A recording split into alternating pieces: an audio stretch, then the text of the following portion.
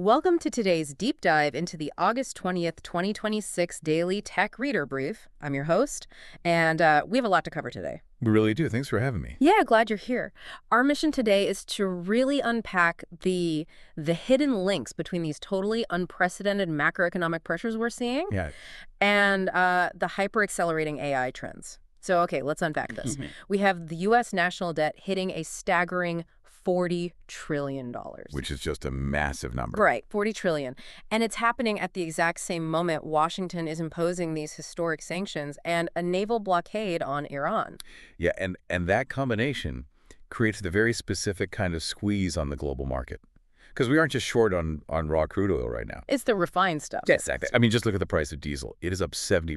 70%, wow. Yeah, and that's because 20% of Middle Eastern and 30% of Russian refining capacity has basically been physically destroyed in recent conflicts. Right, so the analogy from the sources that really stuck with me is it's kind of like a huge commercial bakery. You can have mountains of flour sitting in the back room, but if all your commercial ovens are completely smashed... You're not baking anything. Right, you can't bake any bread. So we have the raw material in the ground, but we lack the industrial capacity to actually bake it into refined, usable fuels. Yeah, and that timeline disconnect is the core mechanism that's driving this whole crisis.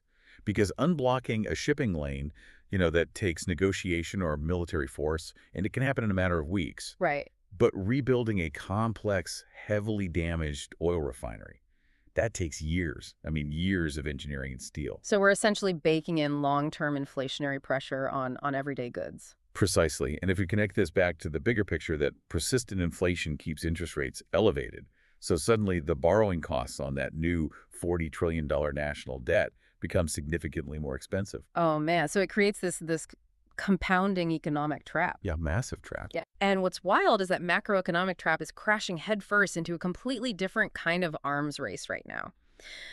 So geopolitical tension isn't just straining the economy, it's fueling this new tech rush. Oh, absolutely. SMAC Technologies just raised $61 million to build this Pentagon project called Alpha, which is it's a wrist-worn AI system for active battlefield use. Right. And alongside that, Meta is making this staggering push to secure 14 gigawatts of computing capacity by next year. Wait, let me push back on this for a second, because Sure. If physical energy is getting so expensive and geopolitically constrained, how on earth is Meta planning to just manifest 14 gigawatts out of thin air? Yeah. I mean, that math just doesn't work. No, you're totally right. Because, just for context, 14 gigawatts is roughly the power consumption of several nuclear power plants. Yeah. It's like an entire small country. It doesn't work. And that is exactly why the major cloud providers have completely changed their battlefield. They aren't just competing on software algorithms or coding talent anymore. Right. They are fighting a physical ground war for limited resources.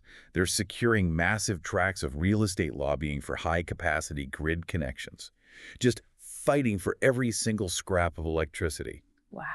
Their limitless digital ambitions are just hitting the hard, physical ceiling of a strained global energy grid. Yeah, and that sheer desperation to win the AI race at all costs, I mean, that same drive fueling that 14-gigawatt land grab, it explains so much of the social chaos we're seeing in these sources. Oh, yeah, the pace of it all. Right, because look at the timing here.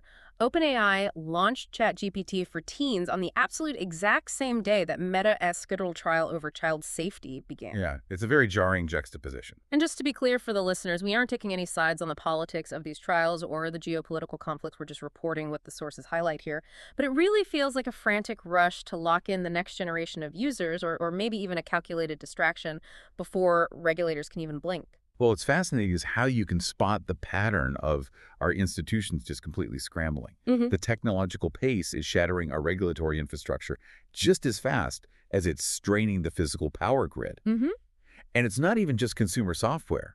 Right now, researchers are investigating over 150 crypto wallets on Polymarket for highly suspicious activity. Right, and for anyone not tracking this, Polymarket is a prediction market, but this isn't, people placing bets on the weather. Yes. Right. No. Regulators are watching these crypto wallets place highly specific, highly accurate bets on geopolitical events. Oh, wow. They're essentially turning classified military movements and secrets into a form of unregulated insider trading. That's insane. It is. It's a perfect storm. You have Yeah. classified military intelligence being instantly monetized by anonymous online wallets and tech giants launching teen-targeted AI during federal child safety trials.